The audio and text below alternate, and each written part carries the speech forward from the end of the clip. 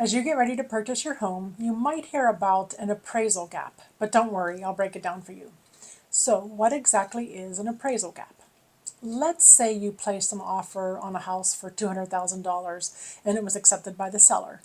The appraisal was then done and the house was appraised at $190,000. You then have an appraisal gap of $10,000. Simply put, it's when the appraised value comes in lower than the purchase price agreed upon by the seller and the buyer.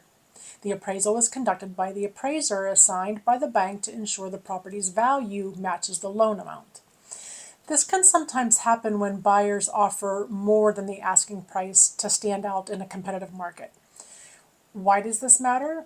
Well, for buyers, it means your lender might not cover the full loan amount based on the purchase price, which could lead to you needing extra cash for closing.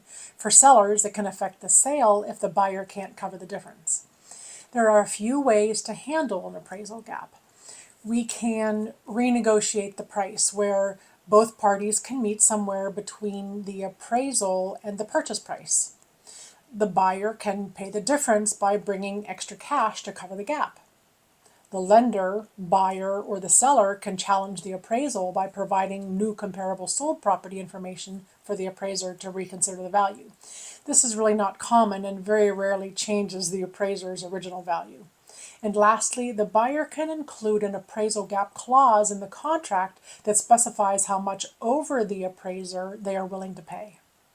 If you have any questions or need advice on dealing with an appraisal gap, I'm here to help.